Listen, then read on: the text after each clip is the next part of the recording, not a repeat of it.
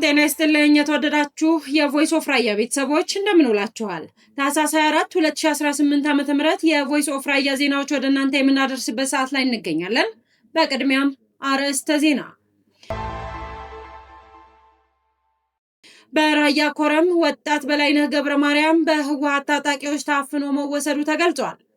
ኢትዮጵያና ኤርትራን በ2026 ሊከሰቱ ይችላሉ ተብለው ከሚሰጉ 10 ግጭቶች ተርታ መመደቡ ፎሬን ፖሊሲ አስታውቋል። በኤርትራ በአንድ ታዳጊ ግድያ ተከትሎ ተቃውሞ ያሰሙ የመንደሩ ነዋሪዎች በአጠቃላይ መታሰራቸው ተገልጿል።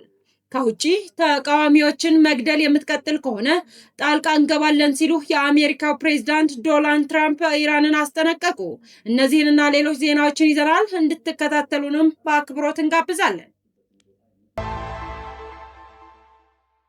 በራያ ራዩማ ሀገረ ስብከት የስብከተ ወንጌል ኃላፊ የሆኑት መልአከ ብርሃን ቀሲስ ካሳይ ቢወጣ በህወሓት ታጣቂዎች ታፍነው ተወስደው ከነበሩበት በዛሬው ዕለት ታህሳስ 24 2018 ዓ.ም መለቃቃቸው ተሰምቷል። በኢትዮጵያ ኦርቶዶክስ ተዋሕዶ ቤተክርስቲያን በራያ ራዩማ ሀገረ ስብከት የስብከተ ወንጌል ኃላፊ የሆኑት መልአከ ብርሃን ቀሲስ ካሳይ ቢወጣ ከሳምንት በላይ በህወሓት ታጣቂዎች መታፈናቸው በቮይስ ኦፍ ራያ ሚዲያ መዘገባችን ይታወሳል። በመሆኑም መልአከ ብርሃን ቀሲስ ካሳይ ቢወጣ በዛሬው ዕለት ታህሳስ 24 ቀን 2018 ዓ.ም ከሰዓት በኋላ ከታፈኑበት መለቀቃቸው የቮይስ ኦፍ ራያ ሚዲያ ምንጮች አረጋግጠዋል። በራያ ኮረም ከተማ ወጣት በላይነህ ገብረ ማርያም በህወሓት ታጣቂዎች ታፍኖ መወሰዱ ተገልጿል። በራያ ኮረም ከተማ በተለያዩ መድረኮች በኪነ ጥበብ ጉዳዮች የሚታወቀው የራያ ኮረም ተወላጅ የሆነው ወጣት በላይነህ ገብረ ማርያም ከታህሳስ 23 2018 ዓ.ም ጀምሮ በህወሓት ታጣቂዎች ታፍኖ ወደ ማቆያ ቦታ መወሰዱ ከስፍራው ያገኘነው መረጃ ያመላክታል። በሌሎች የራያ ከተሞችና ወረዳዎች በህወሓት ታጣቂዎች የተለያዩ የሃይማኖት አባቶችና ወጣቶች መታፈንና መታሰር አስመልክቶ በተከታታይ በቮይስ ኦፍ ራያ ሚዲያ መዘገባችንም ይታወቃል። ኢትዮጵያና ኤርትራ በ2026 ሊከሰቱ ይችላሉ ተብለው ከሚሰጉ 10 ግጭቶች ተርታ መመደቡ ፎሬን ፖሊሲ አስታወቀ። ፎሬን ፖሊሲ መጽሔት በኢትዮጵያና በኤርትራ መካከል እየበረታ የመጣው ዲፕሎማሲያዊና ወታደራዊ ውጥረት በጎርጎሮሳውያኑ አቆጣጠር 2026 ሊፈጠሩ ይችላሉ ተብለው ከሚሰጉና ትኩረት ሊሰጣቸው ከሚገቡ 10 ግጭቶች መካከል ነው ሲል አሳሰበ።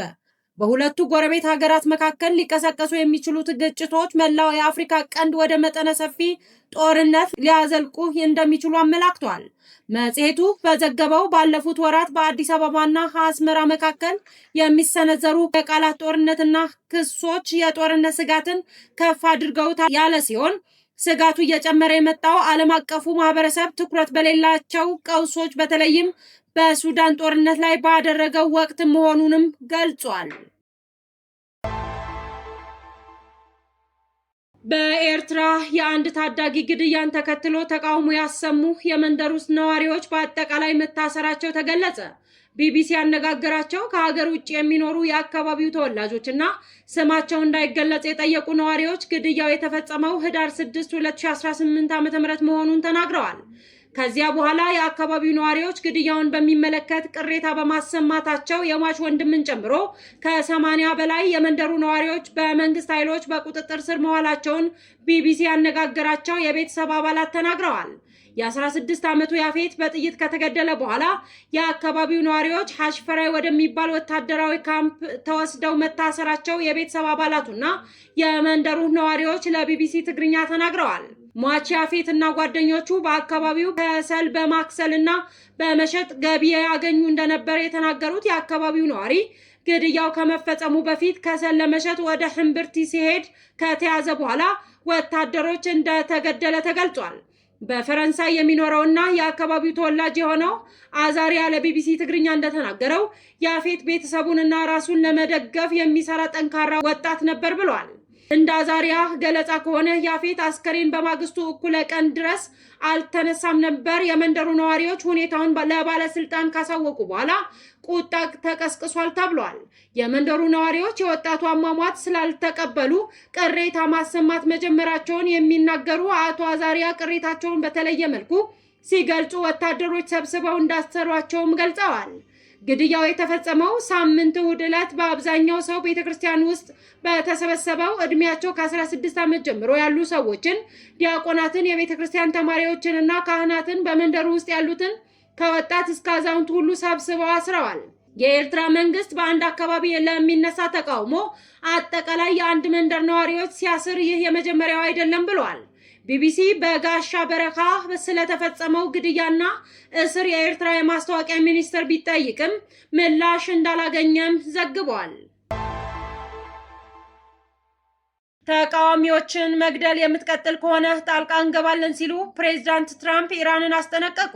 ኢራን ሰላማዊ ተቃዋሚዎችን የምትገድል ከሆነ አሜሪካ ጣልቃ በመግባት እንደምታድናቸው ፕሬዝዳንት ዶናልድ ትራምፕ ገልጸዋል።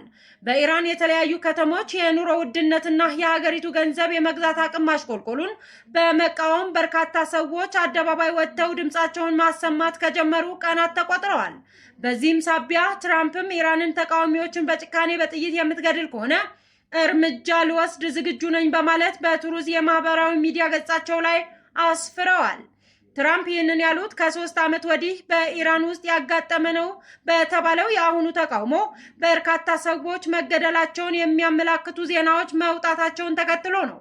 በተቃዋሚዎችና በመንግስት ጸጥታ ኃይሎች መካከል ግጭት የተቀሰቀሰው ባለፈው እሁድ በሱቆች በፍጥነት እየጨመረ ያለው የዋጋ ንረት፣ መንግስት እያሽቆለቆለ ያለው የሀገሪቱ መገበያያ ገንዘብ ለመታደግ ምንም አላደረገም በሚል ተቃውሞ ከሰሙ በኋላ ነው። ፕሬዚዳንት ትራምፕ መጀመሪያ የስልጣን ዘመናቸው ከኢራን ጋር ከተደረሰው የኒውክሌር ስምምነት ከወጡ በኋላ ተነስቶላት የነበረው ማዕቀብ በአውሮፓውያኑ 2018 መልሰው ስለጣሉባት የኢራን ምጣኔ ሀብት ችግር ውስጥ ገብቶ ቆይቷል።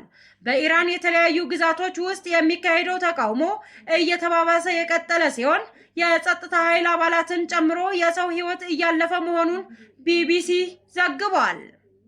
የተከበራችሁ አድማጮቻችን ታህሳስ 24 2018 ዓ.ም የቮይስ ኦፍ ራያ ዜናዎች የተከታተላችሁትን ይመስል ነበር። ሰላም።